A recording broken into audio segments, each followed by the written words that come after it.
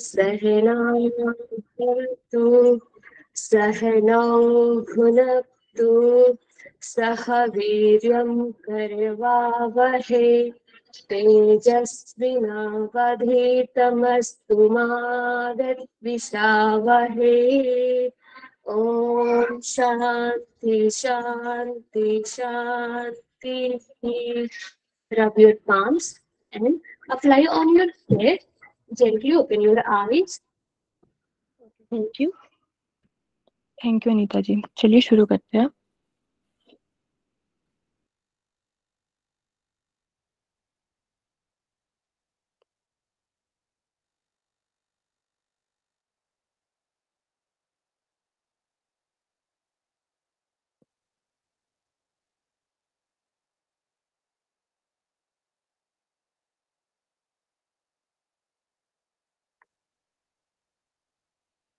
सभी को screen show हो रही है, एक बार बता दीजिए प्लीज।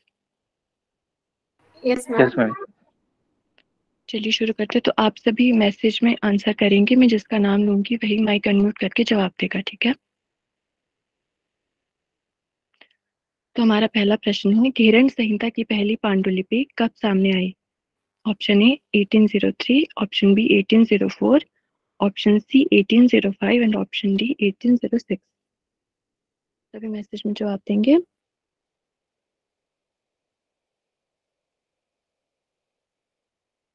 शालिनी जी आप माइक अनम्यूट करके बताइए इसका क्या आंसर आएगा। मैम बी ऑप्शन है 1804। हाँ जी बिल्कुल सही है, बाकी सभी का भी सही जवाब है। हमारा अगला सवाल है, घेरण संहिता किनके बीच का संवाद है? ऑप्शन ए पिता पुत्र, ऑप्शन बी गुरु शिष्य, ऑप्शन सी देवता ऋषि, ऑप्शन डी, सॉरी यहाँ पे डी होना था, ईश्वर ऋषि। सभी मैसेज में जवाब देंगे।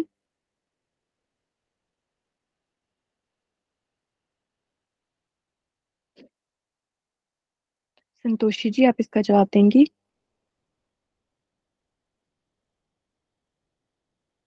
संतोषी जी आपको आवाज आ रही है? गुरु शिष्य बी नंबर। हाँ जी बिल्कुल सही। हमारा तीसरा प्रश्न है, घेरण संहिता में योगेश्वर कहकर किसको संबोधित किया गया है? ऑप्शन ए महर्षि घेरण घेरण, बी चंद कपाली, सी दोनों को, डी किसी को नहीं। इसका जवाब देंगे।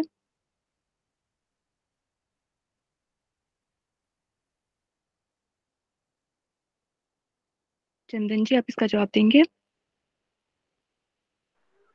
मैम ऑप्शन ए महर्षि घेरण। हाँ जी सही है। और महाबाहु कहकर किसको संबोधित किया गया है बताएंगे?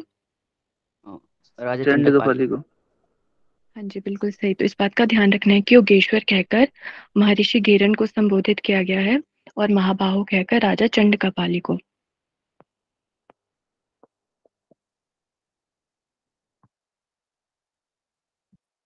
हमारा फोर्थ ऑप्शन है, माया के समान दुनिया में कोई डैश नहीं है, योग के समान दुनिया में कोई डैश नहीं, ज्ञान से बढ़कर दूसरा कोई डैश नहीं, अहंकार से बढ़कर कोई डैश नहीं। इसके ऑप्शन 4 दिए गए हैं, इसमें से कौन सा सही होगा सभी मैसेज में बताएंगे।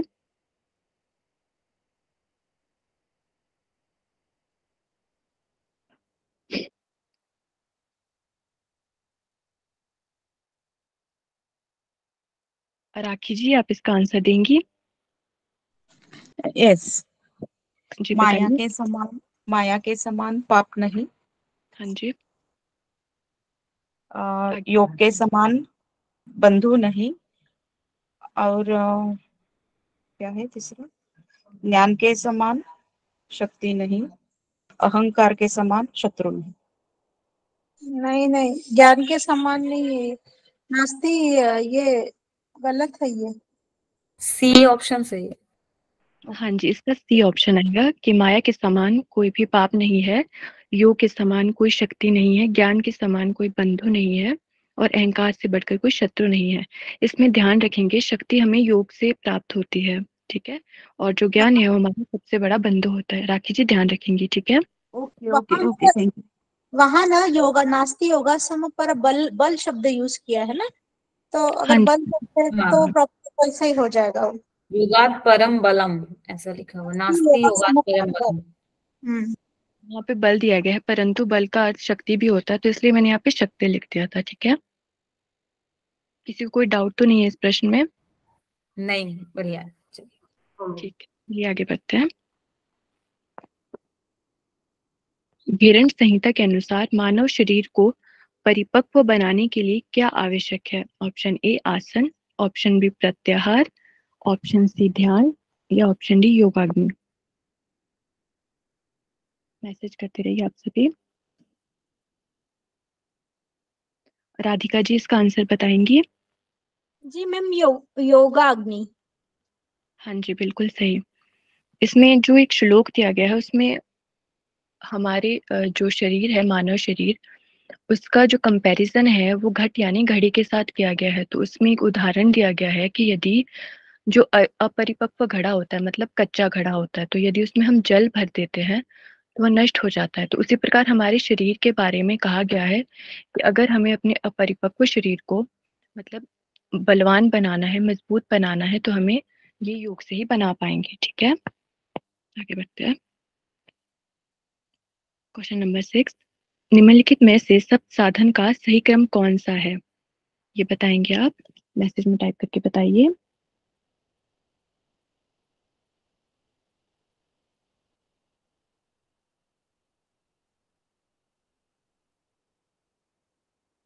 मैसेज करते रहिए, आपके मैसेज नहीं आ रहे हैं।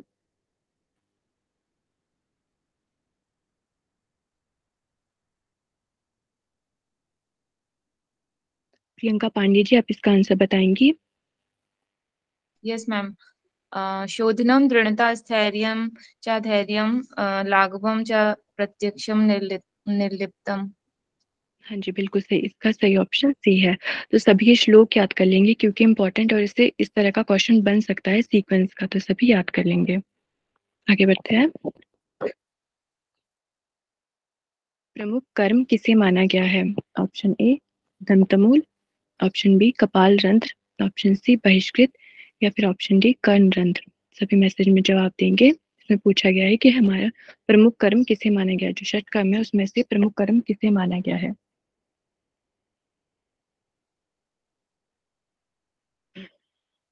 आपके जवाब आ रहे हैं ऑप्शन सी सी सी। प्रीतिका जी, आप इसका जवाब देंगी? जी, इसका सही आंसर होगा बहिष्कृत, सी ऑप्शन। अच्छा, मैं मैसेज भी देख लेती हूँ। सभी का सी सी सी ही आ रहा है। इसका सही ऑप्शन दंतमूल है, क्योंकि जो दंतमूल है उसे ही हमारा प्रमुख कर्म माना गया है षट क्रियाओं में से। तो इसका सही ऑप्शन ऑप्शन ए है। इस बात का ध्यान रखेंगे। ठीक है, किसी कोई डाउट तो नहीं है इसमें? फिर बता दीजिए। मैम थोड़ा सा और डिटेल में बता देंगे इसके बारे में। हाँ जी जी प्रियंका जी, मैं बताती हूँ। जैसे हमारी जो ये षट क्रियाएं दी गई हैं, तो इसमें दंतमूल भी दिया गया है। तो जो दंतमूल का श्लोक दिया गया है उसमें ही इसे प्रमुख कर्म माना गया है। तो आप इसका श्लोक और व्याख्या ध्यान से पढ़ेंगे तो उसमें ये लिखा गया है कि दंतमूल को हम प्रमुख कर्म मानते हैं। ठीक है, आगे बढ़ते हैं। किसी को अगर कोई डाउट होगा प्रश्न में तो उसके बाद आप पूछ सकते हैं। हमारा अगला प्रश्न है, खोपड़ी के ऊपर की नाड़ियां किस क्रिया से निर्मल होती हैं? ऑप्शन ए त्राटक, ऑप्शन बी कपाल रंध्र, ऑप्शन सी नेति, ऑप्शन डी कर्ण रंध्र। सभी मैसेज में जवाब देंगे।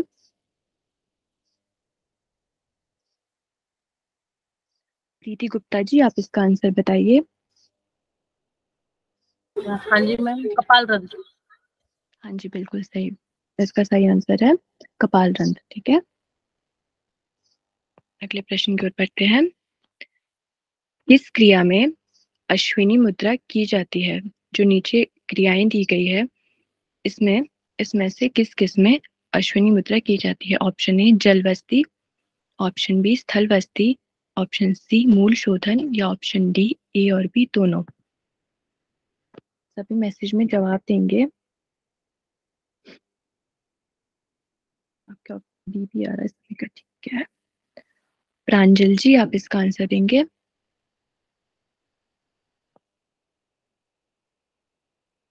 मेरी आवाज आ रही है सभी को? यस मैम जी आ मैम। रही है। Yes ma'am. प्रांजल जी, आपको आवाज आ रही है?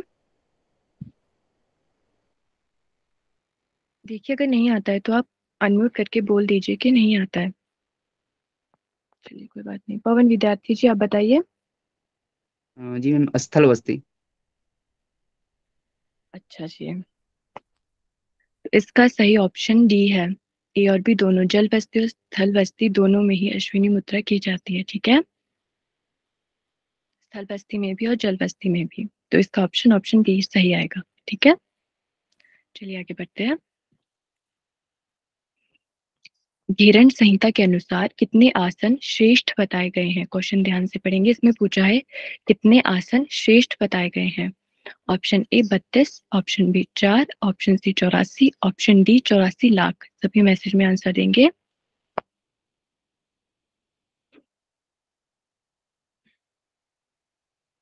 नेहा जी, आप इसका जवाब देंगी माइक अनम्यूट करके। नेहा कंफ्यूजन हो रहा है। हाँ जी हाँ जी, 32 है, 4 में कंफ्यूजन हो रहा है। मैम 32 है मैम, 32 32 है होगा श्रेष्ठ उनसे। आसन। मैम 84 होगा ना? नहीं, श्रेष्ठ पूछे 84 हैं। टोटल है, उनमें से मेन है 32। ये होगा। यहाँ प्रश्न बोला गया है श्रेष्ठ, अति श्रेष्ठ हाँ, रहता या श्रेष्ठ। अति उत्तम रहता तो 32 होता। जो 32 है वो अति विशेष है। मैम ए या बी में से कोई एक ऑप्शन है। बस लड़ाई नहीं करनी है, मैं बता देती हूँ, कंफ्यूज मत हुई आप लोग। इसका सही आंसर है 84। मैं बताती हूँ।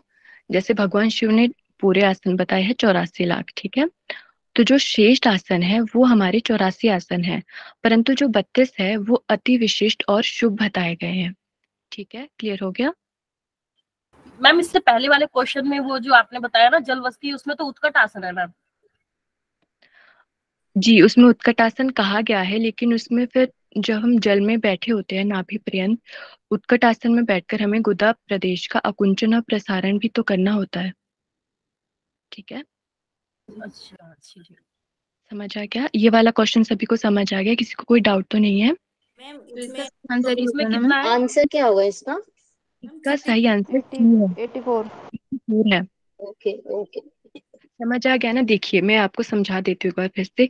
84 लाख तो पूरे बताए गए हैं, जो भगवान शिव जी ने बताए हैं 84 लाख। ठीक है, तो इसमें हमने पूछा है कि कितने आसन श्रेष्ठ है, तो श्रेष्ठ है 84। 84 लाख हो गए पूरे।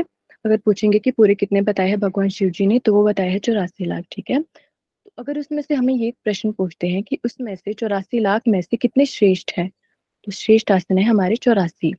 और अगर ये पूछा जाता है कि अति विशिष्ट और शुभ कौन से है, तो वो है 32 आसन। ठीक है, क्लियर हो गया सभी? ओके। हाँ जी, ठीक है, आगे बढ़ते हैं। मैम अगर विशिष्ट भी रहता तो 84 ही देते ना ऑप्शन? हाँ जी, 84 ही देते, क्योंकि जो 32 आसन है वो अति विशिष्ट और शुभ बताए गए हैं। आप इसकी व्याख्या ध्यान से पढ़ेंगे, जो इसमें श्लोक बताया गया है आसन प्रकरण में, तो आपको समझ आ जाएगा। ठीक है जी पवन मैम। जी, क्लियर? ठीक है, चलिए आगे बढ़ते हैं। निम्नलिखित में से आसनों का सही क्रम बताएं। ऑप्शन ए मृतम, गुप्तम, मत्स्यम, मत्स्येंद्र, गोरक्ष। ऑप्शन बी सिद्ध, पद्म, भद्र, वज्र, स्वस्तिक। ऑप्शन सी मयूर, कुकुट, कूर्म, वृक्ष, मंडूक। ऑप्शन डी वृष, शलभ, मकर, भुजंग, योगासन। सभी मैसेज में जवाब देंगे इसका। दिखा रहा है बी। अच्छा, चलिए मैं पूछती हूँ। नीलू सोनी जी, आप इसका जवाब देंगी? मैम इसका आंसर बी है। सिद्धासन, पद्मासन, भद्रासन, वज्रासन, स्वास्तिकासन। पक्का भी है? हाँ, मुझे तो बी लग रहा है। अच्छा, इसका सही आंसर ए है। ठीक है, मैं बताती हूँ कैसे। ये मैंने जो प्रश्न बनाया है, ये श्लोक में से बनाया है, जो हमें 32 आसनों का श्लोक बताया गया है ना, उसमें जैसे ये मृतम वाला है, मृतम, गुप्तम, मत्स्यम, मत्स्येंद्र, आसन में वज्र। उसके बाद गोरक्ष आता है, गोरक्ष पश्चिमोत्तान उत्कटम संकटम तथा, तो इसका ऑप्शन ए सही होगा। जो आप ऑप्शन बी कह रहे हैं उसमें आता है सिद्धम पद्मम तथा भद्रम मुक्तम वज्रम च स्वस्तिकम। तो यहाँ भद्रासन के बाद मुक्तासन आएगा। ठीक है, अभी क्लियर हो गया नीलू जी और बाकी सभी को भी? हाँ जी। चलिए ठीक है, आगे बढ़ते हैं। किसी को कोई डाउट रह जाता है ना तो आप उसी टाइम पूछ लीजिए।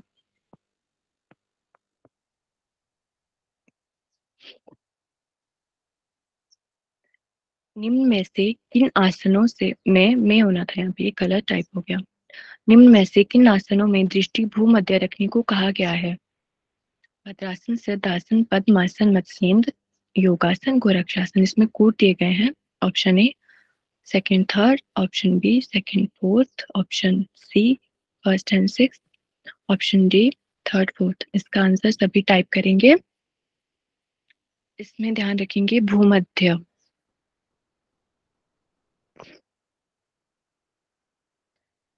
सभी टाइप करेंगे, कोई बात नहीं। अगर गलत हो जाता है तो आगे को ना याद रह जाता है। अगर हम गलत भी टाइप करते हैं तो आगे को हमें ध्यान आता है कि हमने वहां पे गलत बोला था।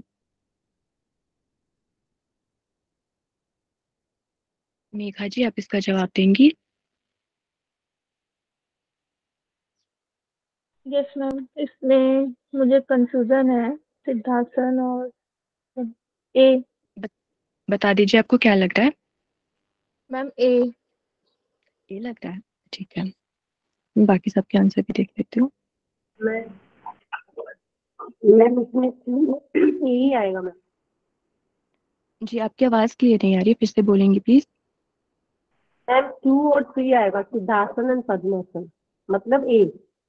अच्छा ठीक है ठीक है, चलिए इसका सही आंसर बी है। ठीक है, सिद्धासन और मत्स्येंद्रासन। सिद्धासन तो पता था, याद सिद्धासन को तो याद था, पर मत्स्येंद्रासन में डाउट हो रहा था। अच्छा जी, देखिए मैं आपको बताती हूँ। सिद्धासन में तो दिया ही गया है कि भूमध्य, ये सभी तो आपको, ये तो आप सभी को पता था। ठीक है, इसके अलावा मत्स्येंद्र आसन में भूमध्य दृष्टि रखने को कहा गया है। बाकी जो यहाँ मैंने आसन लिखे हैं जैसे भद्रासन, पद्मासन, योगासन और गोरक्षासन, इन सभी में दृष्टि नासागर रखने के लिए कहा गया है। तो यहाँ से आपके दो क्वेश्चन क्लियर हो जाएंगे। पहला तो भूमध्य में कौन कौन है, सिद्धासन और मत्स्येंद्र आसन, और जो इसके अलावा दिए गए हैं यहाँ पे 4 आसन, इन सभी में नासागर कहा गया है। ठीक है, क्लियर हो गया सभी को? जी मैम। Yes ma'am. ठीक है, चलिए आगे बढ़ते हैं। घेरन संहिता के अनुसार किस आसन में पूरक द्वारा वायु लेने की बात कही गई है? ऑप्शन ए मंडूक आसन, ऑप्शन बी गोरक्षासन, ऑप्शन सी योगासन, ऑप्शन डी मुक्तासन।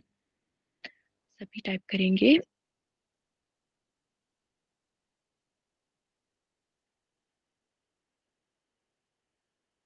मीरा जी आप इसका जवाब देंगी? मैम इसका आंसर है सी, योगासन। हाँ जी बिल्कुल सही, इसका सही आंसर सी ही है। देखिए इसको इस तरह से याद रखेंगे कि घेरन संहिता में एकमात्र योगासन ही ऐसा आसन है जिसमें पूरक द्वारा वायु लेने की बात कही गई। तो इसमें ज्यादा कंफ्यूजन नहीं होना है, कंफ्यूजन नहीं होना चाहिए आप सबको, क्योंकि बस एक यही आसन है जिसमें हमें पूरक द्वारा वायु लेना है। ठीक है, आगे बढ़ते हैं। क्वेश्चन नंबर 14, भुजंगी देवी किसे कहा गया है? ऑप्शन ए इड़ा, B ma'am excuse me ma'am, इसके पहले वाले का आंसर क्या था मैम? पहले वाले का ऑप्शन सी योगासन। देखिए घेरन संहिता में बस योगासन ही एक ऐसा आसन है जिसमें हमें पूरक द्वारा वायु लेनी है। ठीक है, क्लियर हो गया? चलिए अगले का जवाब दीजिए, इसका क्या सही ऑप्शन होगा, मैसेज कीजिए सभी।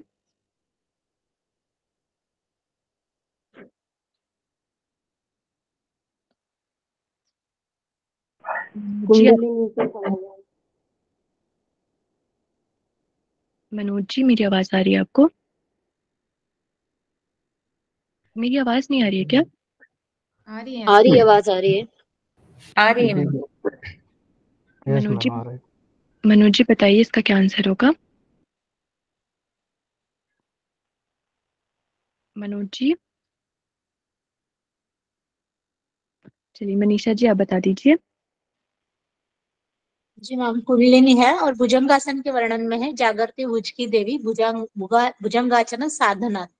भुजंगासन के दौरान इसका वर्णन किया गया। जी बहुत अच्छे। इसको हमें याद रखना है, भुजंगी देवी कुंडलिनी शक्ति को कहा गया है भुजंगासन में। ठीक है, अगले क्वेश्चन की ओर बढ़ते हैं। मैम जो भ्रूमध्य दृष्टि वाला जो क्वेश्चन था, एक बार दिखाना वो। जी जी मैं दिखाती हूँ आपको।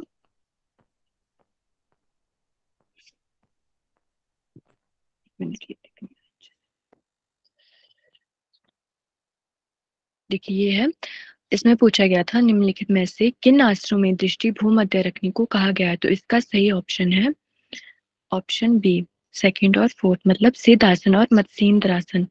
जो इसके अलावा यहाँ पे आसन बताए गए हैं ना, भद्रासन, पद्मासन, योगासन और कुरक्षासन, इन सभी में दृष्टि हमें नासाग्र रखनी है।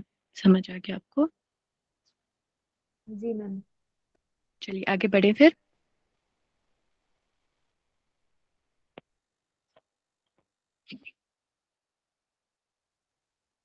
चलिए हमारा अगला प्रश्न है, निम्नलिखित में से वन में छुपकर किसका अभ्यास करना चाहिए। ऑप्शन ए मूलबंध, ऑप्शन बी महाबंध, ऑप्शन सी जालंधर बंध, ऑप्शन डी उद्यान बंध। सभी मैसेज में आंसर करेंगे।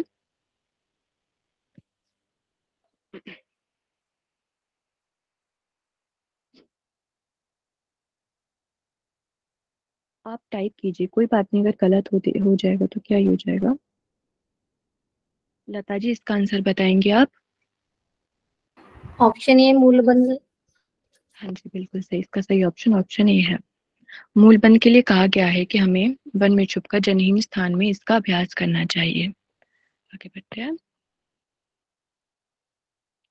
हिरण्य संहिता के अनुसार महामुद्रा की संज्ञा किसे दी गई है।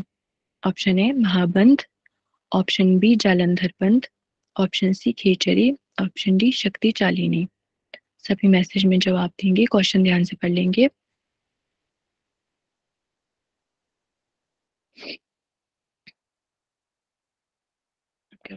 ए डी ए सी सी।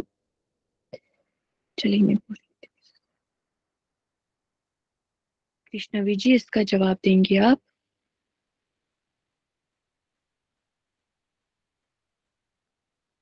कृष्णवी जी। जी कंफ्यूजन है इसमें, डी लग रहा है।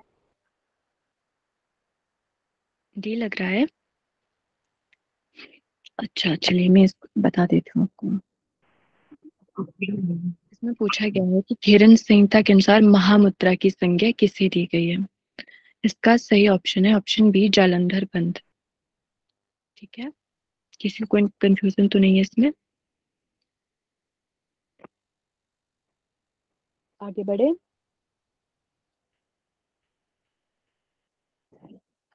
चलिए आगे बढ़ते हैं। अगर कोई डाउट होता है ना किसी प्रश्न में तो आप बोल सकते हैं, फिर मैं आपको क्लियर कर दूंगी। संज्ञा बोले तो क्या मैडम? कैसे हो रहा है मैम ये क्वेश्चन है। अब इसमें महामुद्रा, महामुद्रा हमारी मुद्रा का भी नाम है और महामुद्रा है, तो इसमें कंफ्यूजन हो रहा है कि महामुद्रा महामुद्रा का भी नाम, जिसको पुष्पा जी एक मिनट मुझे कंप्लीट करने दीजिए, फिर आप बोलिए, समझ में नहीं आएगा उनको। मूल बंधो महाबंधो, वहाँ एक्चुअल महामुद्रा दी नहीं गई है, शायद स्टार्टिंग के श्लोक में है मूल बंधो महाबंधो, ऐसा शायद स्टार्ट है श्लोक में। हाँ वो हाँ। अच्छा चलिए इसको मैं क्लियर कर देती हूँ। देखिए जो जालंधर बंध बताया गया है ना, उसका जो श्लोक अगर आप पढ़ेंगी तो उसमें जालंधर बंध को महामुद्रा की संज्ञा दी गई है। महामुद्रा एक अलग से भी मुद्रा बताई गई है, आप सही कह रही है, लेकिन अगर पूरी मुद्राओं की बात करें ना 25 मुद्राओं में से, तो जो महामुद्रा एक तरह से आप इसको श्रेष्ठ समझ सकती हैं। तो इन सब में से 25 में से किसी एक को महामुद्रा की संज्ञा दी गई है, वो जालंधर बंध को दी गई है। ठीक है, क्लियर हुआ मनीषा जी? जी अभी मैं पूरे श्लोक पढ़ूंगी महामुद्रा तो एक्चुअली समझ में आ जाएगा। थोड़ा श्लोक पढ़ने दिया हुआ है मैम, जालंधर बंद नहीं है महामुद्रा। हाँ जी आप एक बार पढ़ लेंगे, क्लियर हो जाएगा। पुष्पा जी आप पूछिए, क्या पूछ रही थी? पुष्पा जी आप पूछ रही थी कुछ? लगता है उनको आवाज नहीं जा रही है। संज्ञा बोले तो क्या इसका अर्थ मेरे को समझ में नहीं आ रहा। महामुद्रा की संज्ञा, संज्ञा बोले तो संज्ञा, संज्ञा ये संज्ञा संज्ञा संज्ञा मतलब संज्ञा एक तरफ से हम कह सकते हैं कि उसको कहा गया है, ठीक है। उपाधि जैसे जैसे जो उद्यान बंध है वो प्रमुख बंध है, तो उसको प्रमुख बंध की संज्ञा दी गई है। उसी प्रकार जो जालंधर बंध है उसे महामुद्रा की संज्ञा दी गई है, मतलब उसको कहा जाता है। तो संज्ञा का मतलब कहा जाता है। ठीक है, क्लियर हो गया आपको? Okay ma'am, okay, thank, continue करिए। हाँ जी, ठीक है, आगे बढ़ते हैं। अगला प्रश्न है हमारा, निम्नलिखित में से किस धारणा से आकाश गमन की शक्ति प्राप्त होती है? आकाशीय धारणा, वायवीय धारणा, नभो धारणा, आभासी धारणा। इसके हमें कोड दिए गए हैं, ठीक है। Option A 1 2 3, option B 1 3, option C केवल 2, ऑप्शन डी 2 और 4। इसको बहुत ध्यान से पढ़ेंगे और सभी मैसेज में इसका जवाब देंगे।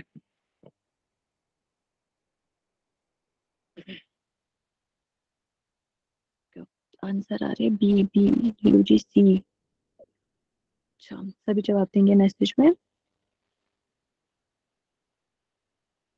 किरण जी, आप इसका जवाब देंगे? मैम ये बी 1 और 3 है, आकाशीय धारणा, आभासी धारणा।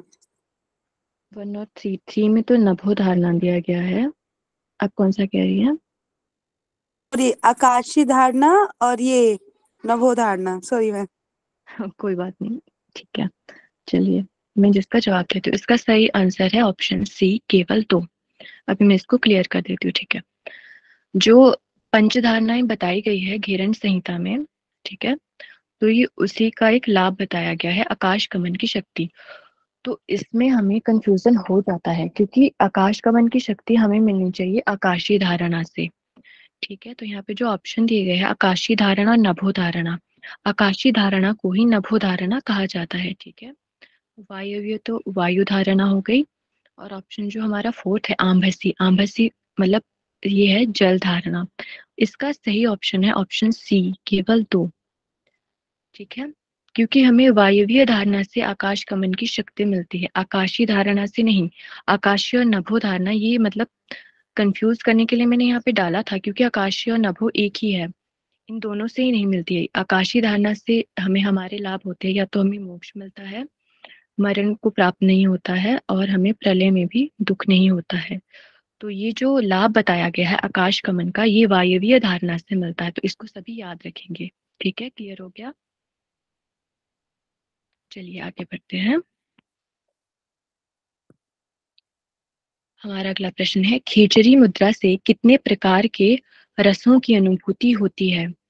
Option A 11, B 12, C 10, D 15। सभी जवाब देंगे मैसेज में। जीवन रेखा जी, आप इसका जवाब देंगी? मैम 12। हाँ जी, बिल्कुल सही। किसी को डाउट तो नहीं है इस प्रश्न में? चलिए, इसका सही जवाब बी है। हमें खेचरी मुद्रा से 12 प्रकार के रसों की अनुभूति होती है। सभी को उनका नाम भी याद करना है और उनका सीक्वेंस भी याद करना है, क्योंकि एग्जामिनर हमें ये भी पूछ सकता है कि इस वाले रस के बाद कौन से रस की अनुभूति होती है। तो सीक्वेंस भी याद करना है, ये भी याद करना है कि कितने प्रकार के रसों की अनुभूति होती है, ठीक है। चलिए आगे बढ़ते हैं। जिस प्रकार पुरुष के बिना स्त्री का रूप, यौवन और लावण्य व्यर्थ है, उसी प्रकार मूल बंध और महाबंध किसके बिना निष्फल है? ऑप्शन ए महावेद, ऑप्शन बी शांभवी, ऑप्शन सी योनि मुद्रा, ऑप्शन डी नभ मुद्रा। सभी इसका जवाब देंगे मैसेज में। मैसेज आ रहे आप सबके। दीपाली जी, आप इसका जवाब देंगी? महावेद, ए ऑप्शन। हाँ जी, बिल्कुल सही। इसका सही ऑप्शन ऑप्शन ए महावेद। ये इसमें एग्जाम्पल दिया गया था एक कि जिस प्रकार पुरुष के बिना स्त्री का रूप, यौवन और लावण्य व्यर्थ है, उसी प्रकार मूलबंध और महाबंध के बिना महावेद के बिना मूलबंध और महाबंध भी निष्फल है। चलिए आगे बढ़ते हैं। घेरन संहिता के अनुसार योगियों को मुक्ति देने वाली हितकारिणी सिद्धिदायिनी मुद्रा कौन सी है? ऑप्शन ए मांडू की मुद्रा, ऑप्शन बी भुजंगिनी, ऑप्शन सी तड़ागी, ऑप्शन डी वज्रोणी। सभी मैसेज में जवाब देंगे इसका। सभी दीजिए जवाब। अनीता जी आप इसका जवाब देंगी?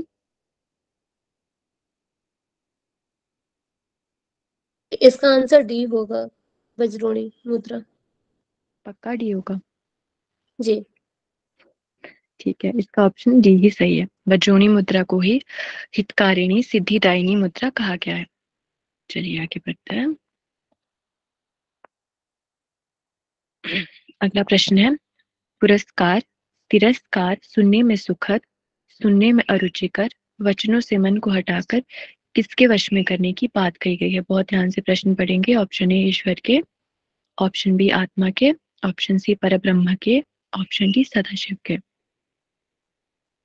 सभी मैसेज में जवाब देंगे।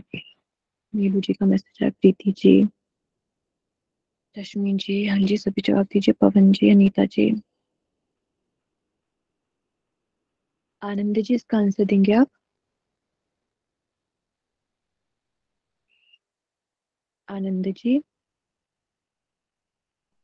Yes ma'am. जी बताइए।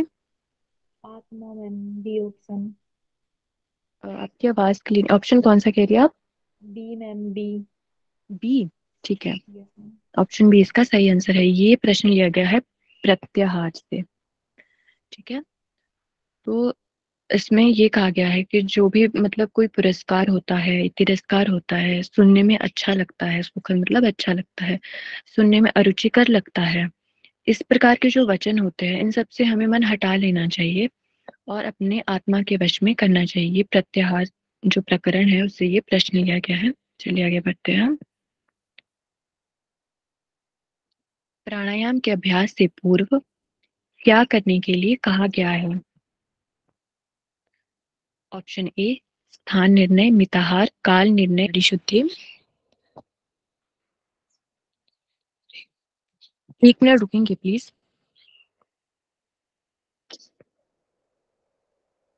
ऑप्शन सी स्थान निर्णय, काल निर्णय, मिताहार, नाड़ी शुद्धि। ऑप्शन डी नाड़ी शुद्धि, मिताहार, स्थान निर्णय, काल निर्णय। सभी जवाब देंगे? हाँ जी सभी के जवाब आ रहे हैं। सी, ठीक है।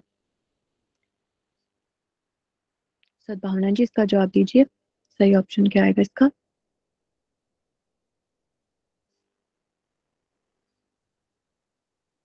सद्भावना जी?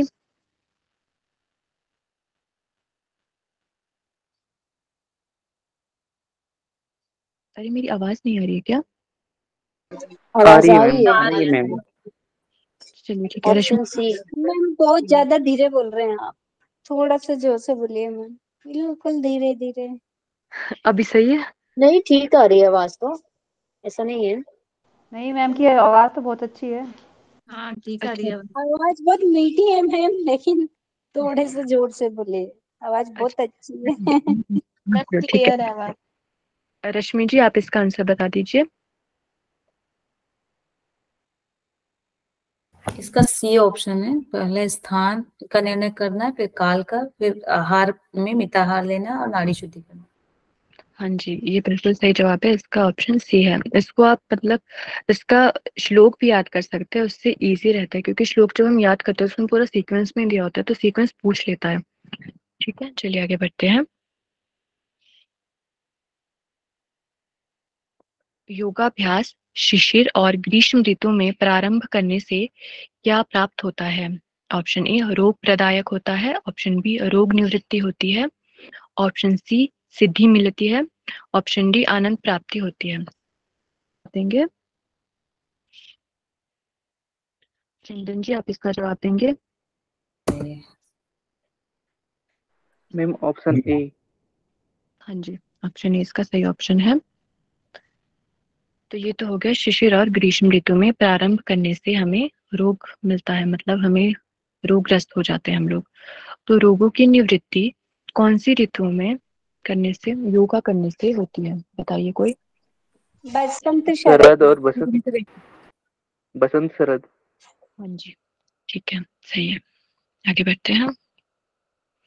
भेरंड संहिता के अनुसार निम्नलिखित में से कौन सा आहार पथ्य बताया गया है? इसमें पूछा गया है पथ्य, ठीक है। कोल, ताल, वार्ता की पटोल। नीचे कोट दिए गए हैं, आपको इसमें से जवाब देना है। सभी मैसेज में इसका जवाब देंगे।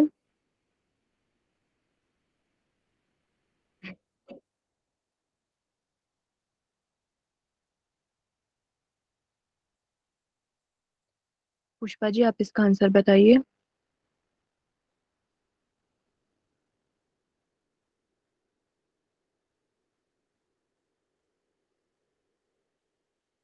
कृष्णा जी, आप इसका आंसर बताएंगे।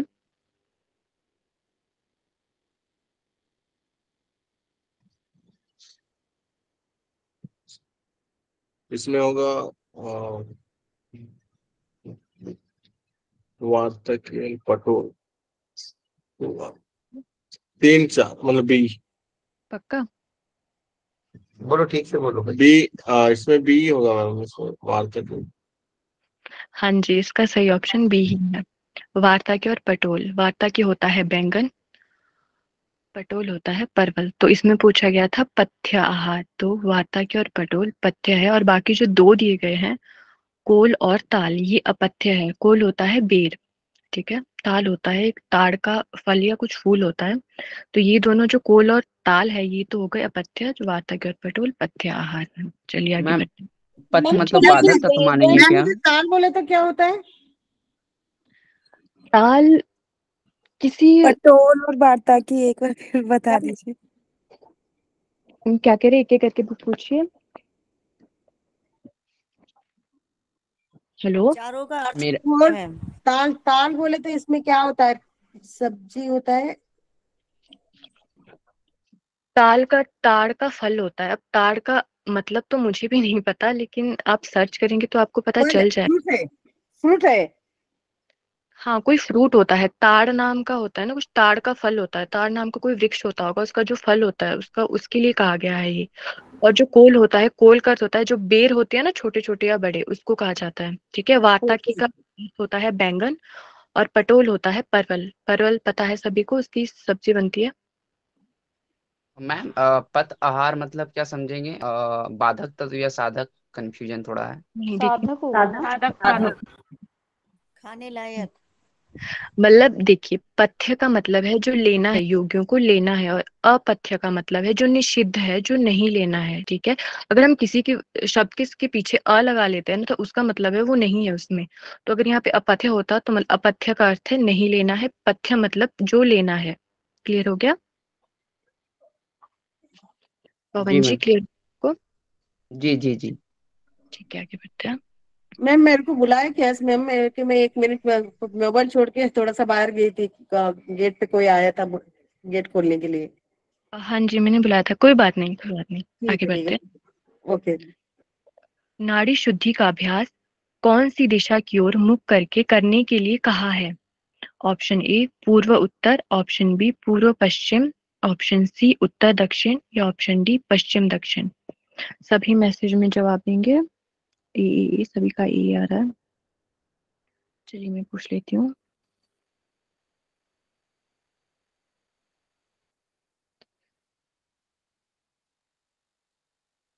अनीता जी, आप इसका जवाब देंगी। ए पूर्व और उत्तर, पूरब की साइड और उत्तर के साइड मुंह करके बैठना चाहिए जब हम नाड़ी शुद्धि का अभ्यास करते हैं तो। हाँ जी, ये बिल्कुल सही जवाब है, सभी का ऑप्शन सही है। फिर है भीरण संहिता के अनुसार कौन सी प्राणायाम का अभ्यास सदैव करना चाहिए? ऑप्शन ए भस्त्रिका, ऑप्शन बी सहित, ऑप्शन सी केवली, ऑप्शन डी शीतली। सभी मैसेज में जवाब देंगे। B B, Shalini ji B. बाकी लोग भी जवाब दीजिए, कोई बात नहीं, गलत जवाब दे देंगे, कुछ नहीं होता। A B, A B. चलिए मैं पूछ लेती हूँ। मुझे तो यही लग रहा है। अच्छा, इसका जवाब ए देंगे। तो ए तो सभी नहीं कर सकते ना, बिकॉज कईयों को बीपी हाई होता है। तो वैसे तो शीतली भी सभी नहीं कर सकते जिनको अस्थमा की प्रॉब्लम है वो भी कर सकते। नीलू सोनी जी। मैम आप बता दीजिए। नहीं, पहले मैं आप लोगों से पूछूंगी फिर मैं बता दूंगी। शालिनी जी आप बता दीजिए।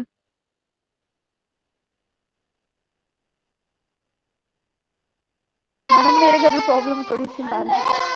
अच्छा अच्छा, कोई हाँ बात नहीं, मैम, ठीक। हम बता रहे हैं। हाँ जी बताइए।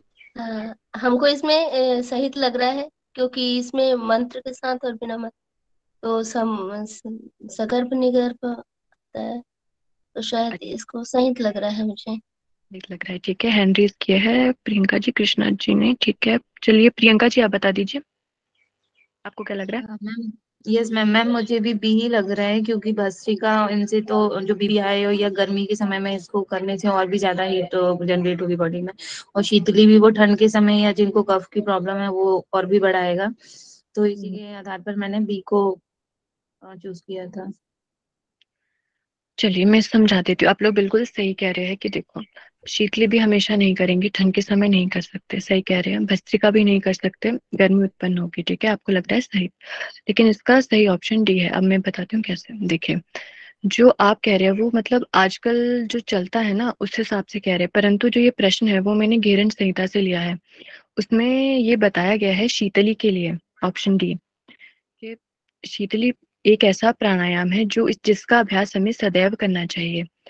ये बुक के हिसाब से इसका सही ऑप्शन शीतली है, लेकिन जैसे आप कह रहे हैं तो आप भी अपने हिसाब से सही कह रहे हैं, लेकिन ये मैंने बुक से लिया है इसलिए यहाँ पे लिखा गया है कि घेरन संहिता के अनुसार कौन से प्राणायाम का अभ्यास सदैव करना चाहिए, तो इसका सही ऑप्शन है ऑप्शन डी।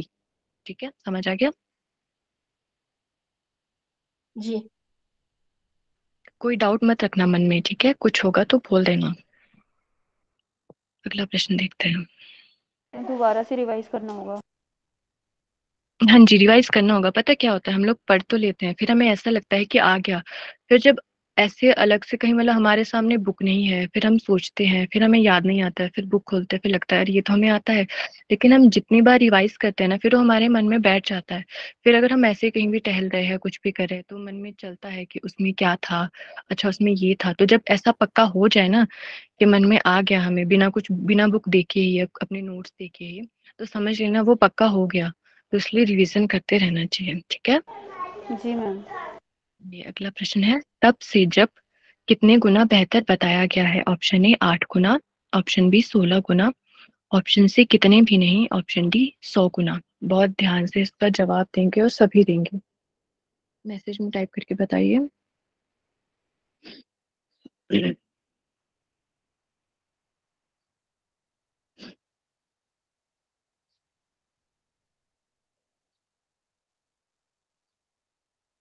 जवाब D C D D 100 D C.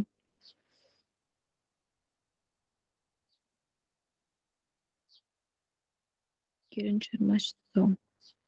किरण जी बताइए। मैम 100 गुना। 100 गुना डी। पक्का? सब सोच लीजिए। हाँ मुझे तो यही पता है। चलिए मैं बता देती हूँ, इसका ऑप्शन है ऑप्शन सी, कितने भी नहीं। मैं समझाती हूँ ये कहाँ। हाँ जी, सी है इसका। देखिए, सॉरी क्या हो गया। चलिए, ये जो हमें बताया गया है, ये बताया गया है भ्रामरी कुंभक में, ठीक है।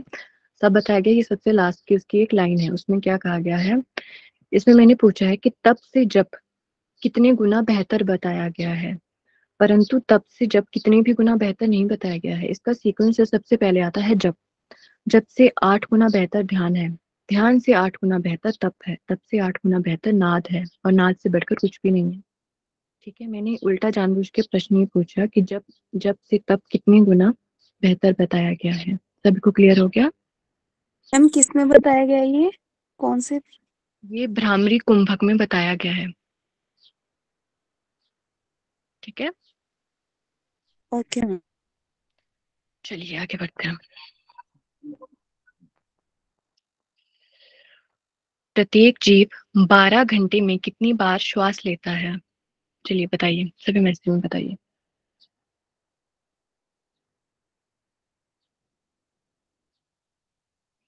ए बी ए, नीलू जी ए, सद्भावना जी ए, सद्भावना जी बताइए। ए, अच्छा जी। और भी किसी ने कहा था। संतोषी वर्मा जी। ए नंबर मैम 21,600।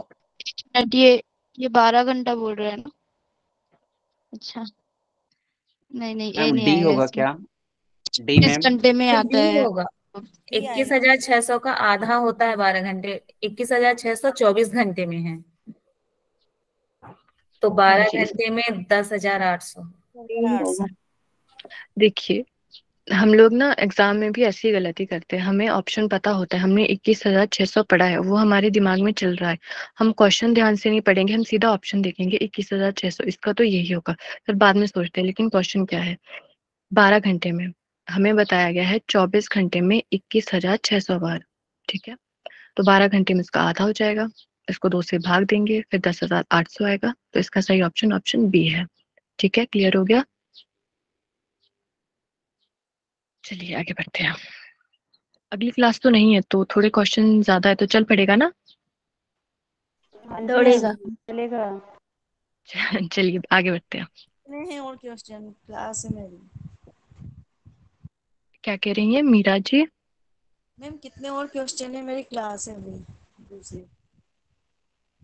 टोटल क्वेश्चन 35 बनाए हैं मैंने। ओके आप मैम। कोई बात नहीं, आप क्लास लगा लीजिए, ये मैं ग्रुप पे भेज दूंगी, इसके आंसर भी भेज दूंगी, तो वहां से आप देख लेना इसको अगर आपकी क्लास है तो। ठीक है, ओके मैम कोई बात नहीं। हाँ जी, चलिए आगे बढ़ते हैं। नाड़ी शोधन की क्रिया कौन से आसन में करने को कही गई है? ऑप्शन ए सिद्धासन, बी गोरक्षासन, सी पद्मासन, डी भद्रासन। ध्यान से पढ़ेंगे। नाड़ी शोधन की जो हमें क्रिया बताई गई है वो हमें कौन से आसन में करनी है, सभी मैसेज टाइप करेंगे। चलिए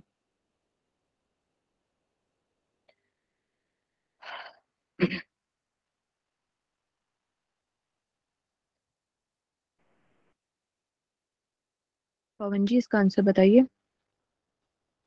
मैम इसमें पद्मासन हमें लग रहा है। लग रहा है या पक्का बताइए, आप एग्जाम में भी ऐसे ही करेंगे, लग रहा है।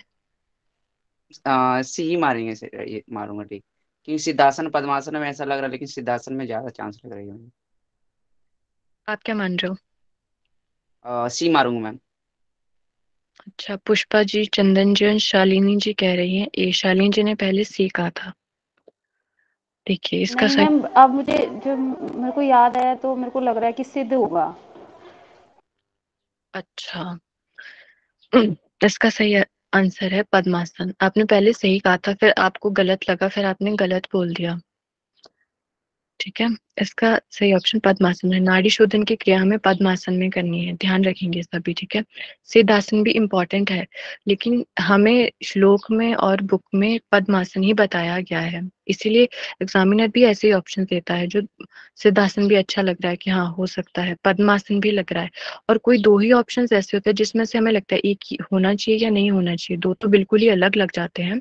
तो इसमें थोड़ा अपने दिमाग का अच्छे से शांति से इस्तेमाल करना है। ठीक है, समझ आ गया। इसका सही ऑप्शन है सी। जी जी मैम। मैम। चलिए आगे बढ़ते हैं। स्थूल ध्यान में निम्न में से कौन सी वृक्ष का वर्णन किया गया है?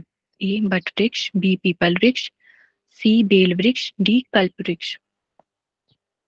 ये जिसका गलत हुआ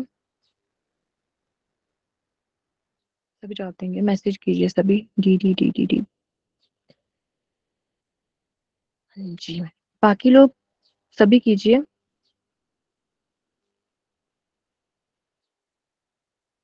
हाँ जी, इसका सही ऑप्शन ऑप्शन डी ही है। स्थूल ध्यान में कल्प वृक्ष का वर्णन किया गया है, और क्या बताया गया है इसके बारे में कि इसकी कल्प वृक्ष की 4 शाखाएं बताई गई है। जो हमारे जो 4 वेद है, हमारे 4 वेद कौन से है, कौन बताएगा? मैं बताऊं? ऋग्वेद, सामवेद, अथर्वणवेद, यजुर्वेद। ऋग्वेद, यजुर्वेद, सामवेद, अथर्ववेद। हाँ ऋग्वेद यजुर्वेद सामवेद अर्थवेद अथर्ववेद। यानी अथर्ववेद है वो। ठीक है शालिनी जी। जी मैम अथर्ववेद। जी ठीक है, तो हाँ ये जो चारों वेद है, तो इसकी जो कल्प वृक्ष की जो 4 शाखाएं बताई गई है, जो हमारी ये जो चारों वेद है उसका प्रतिनिधित्व करते हैं। ठीक है, बहुत अच्छी, ये आपको अच्छे से आता था। आगे बढ़ते हैं। सूक्ष्म ध्यान में कौन सी मुद्रा का अभ्यास करने के लिए कहा गया है? ऑप्शन ए शांभवी, ऑप्शन बी खेचरी, सी अश्विनी, डी मातंगी। चलिए बताइए।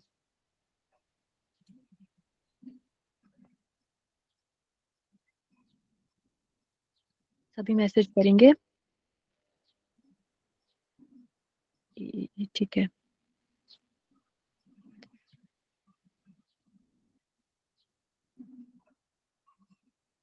प्रियंका पांडे जी इसका आंसर बताइए।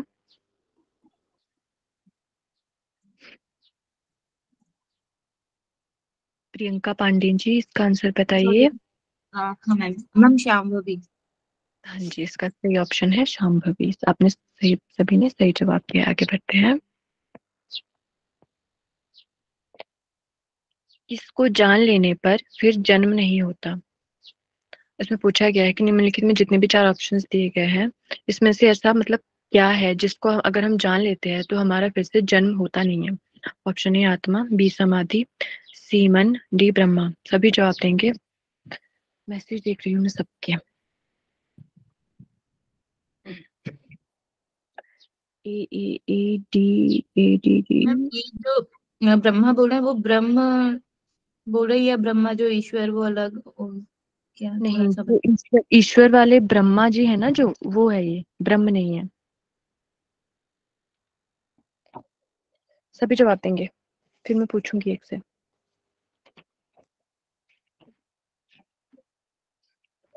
ए ए ए डी। चलिए 32। इसका सही ऑप्शन है बी समाधि को। मैम ये कहाँ पर दिया है? ये दिया गया है जो समाधि जो प्रकरण है हमारा, ये उसमें दिया गया है। ठीक है। क्योंकि समाधि में मैंने देखा है ग्रंथ में लिखा हुआ कि लयामृत तत्व शिव जी द्वारा किया गया है, और जो इसे जान लेता है वो उसका दोबारा जन्म नहीं होता। तो लयामृत हम समाधि को ही कहेंगे क्या? हाँ जी, हम समाधि को ही कहेंगे क्योंकि जो लय सिद्धि समाधि इसी से है क्या? नाद योग समाधि, लय सिद्धि समाधि। देखिए, मैं इसका पक्का नहीं कह सकती है, लय सीधी समाधि को ही कहा गया है, लेकिन मैंने ये क्वेश्चन लिया था जो हमारा जन्म नहीं होता है। हाँ, जन्म नहीं होता है। जो समाधि योग का जो महत्व बताया गया है ना, सबसे लास्ट के जो श्लोक बताए गए हैं उसमें सबसे लास्ट में जो लाइन है उसमें कहा था कि जो ये समाधि है इसे जान लेने से फिर कभी जन्म नहीं होता है। तो इसका सही आंसर बी आएगा, समाधि को जान लेने से फिर जन्म नहीं होता है। ठीक है। हाँ सही है, क्योंकि इसका लय आंसर क्या लयामृत होगा? अगर हम बोले तो लय सिद्धि समाधि भी तो एक समाधि है, मतलब समाधि को जान लेने से फिर से जन्म नहीं होगा। ठीक है, पार्टिकुलर इसमें लयामृत लिखा हुआ है और समाधि हमारे 6 है। चलिए ठीक है, ठीक है, ठीक है, आंसर सही, मुझे क्लियर ठीक लग रहा है। ठीक है, किसी को डाउट हो तो बता दीजिए प्लीज। ठीक है। इसका आंसर क्या होगा? इसका ऑप्शन और बी एक बार रिपीट कर दीजिए आंसर, कौन सा आंसर करेक्ट है? है जी। इसका ऑप्शन बी सही है, समाधि को जान लेने से फिर जन्म नहीं होता है। ठीक है। जान लेने से फिर और एक बार जन्म नहीं, मानव जन्म नहीं आएगा। हाँ, मतलब इनके कहने का अर्थ यहाँ पे ये है कि जब हम समाधि को जान लेते हैं, जान लेने से ये भी आप अर्थ समझ सकते हैं कि समाधि को प्राप्त कर लेते हैं, तो एक बार जिसकी समाधि लग जाती है ना तो उसका जन्म तो फिर होता नहीं है, वो तो जन्म मरण से मतलब इन सब के बंधन से मुक्त हो जाता है। मुक्त हो ठीक है। जाता है, करेक्ट। ओके यानी मैम। हम समझ सकते हैं 84 लाख योनि उनका संपन्न हो चुका है। हाँ जी, संपन्न हो गया है, वो अपने परमात्मा से मिली है आत्मा, का जन्म नहीं हुआ। ठीक है। चलिए जी आगे मैम। बढ़ते हैं। मैम ये कौन सी समाधि में बताया गया है, मनोमोक्ष या लय सिद्धि? जी, जो मैंने ये प्रश्न बनाया है ये किसी समाधि से नहीं बनाया है, जो सबसे लास्ट में दिया गया था ना कि पूरी समाधि का जो महत्व बताया गया था, जितनी भी समाधि हमें बताई गई थी उसका जो महत्व था ना, ये उससे प्रश्न लिया है मैंने। तो सभी समाधियों के महत्व में ये बताया गया है सबसे आखिर में। ठीक है। सभी समाधियों के मिला के निष्कर्ष है ये। हाँ जी। अगले के आंसर आ रहे हैं सी सी सी।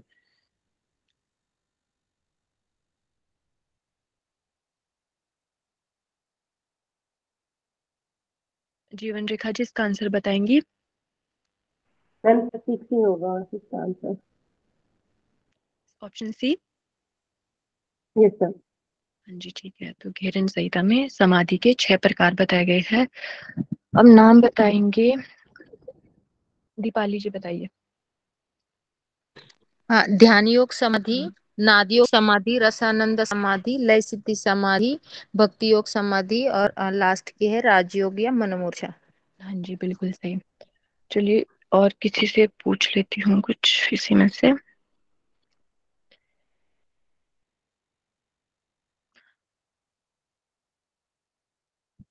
लता जी बताएंगी, अनम्यूट हो जाइए। रसानंद समाधि में कौन सी मुद्रा की चर्चा की गई है?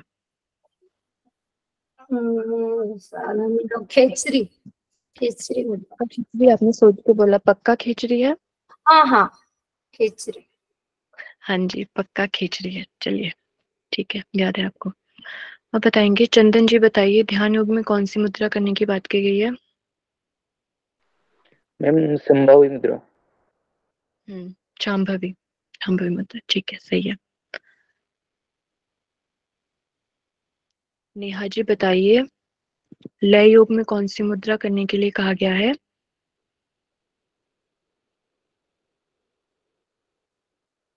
नेहा जी।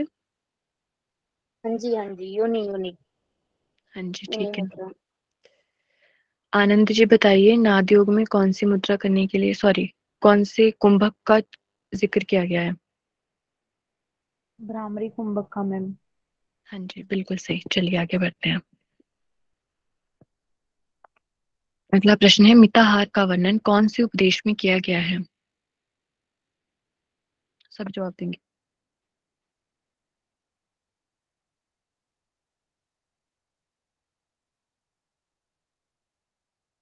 मैसेज करते रहिए सभी। राखी जी इसका आंसर दीजिए। 5 कुंभक वर्णन में है। हाँ जी कुंभक में। चलिए आगे बढ़ते हैं।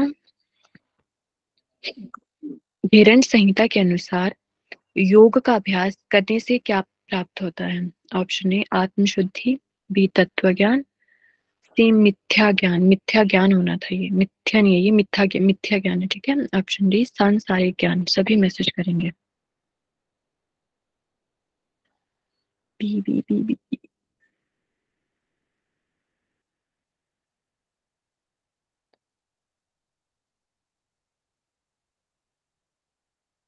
प्रीति जी इसका आंसर बताइए। मैम तत्व ज्ञान, इसे याद रखिए से कहा हाँ जी तो ये इसका सही ऑप्शन है, ऑप्शन बी। योग का अभ्यास करने से हमें तत्व ज्ञान की प्राप्ति होती है। तो ये हमारे प्रश्न खत्म हो गए।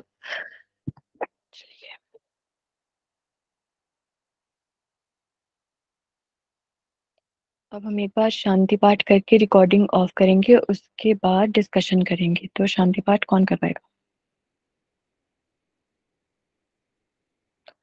आनंद जी हैंड रेज कर रहे हो, पवन जी कर रहे हैं। मैम मैंने शांति पाठ के लिए नहीं किया है तेज। अच्छा कोई बात नहीं, पवन जी ठीक है, आप करवा दीजिए फिर। लाइब्रेरी हूँ मैम, नहीं तो करवा देती। कोई बात नहीं, कोई बात नहीं, पवन जी आप करवा हाँ जी दीजिए। मैम। जी, सभी लोग धनात्मक आसन में बैठ जाएंगे। तदुपरांत ओम का उच्चारण एक बार करेंगे, फिर शांति पाठ करेंगे। आ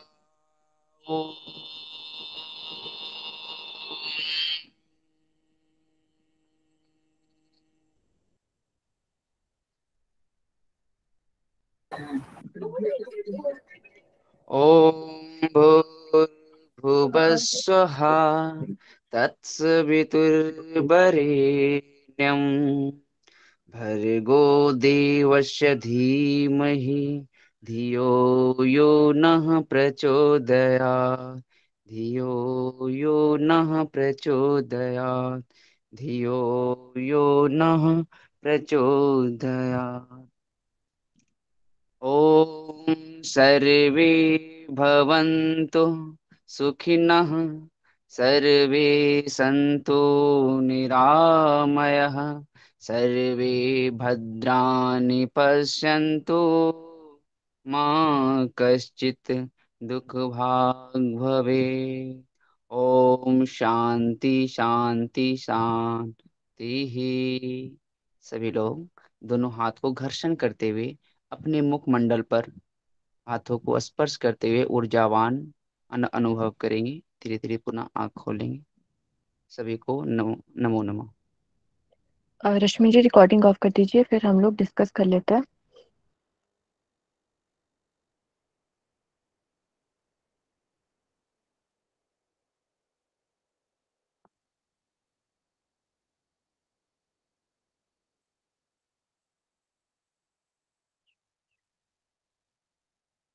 रिकॉर्डिंग ऑफ कर दीजिए।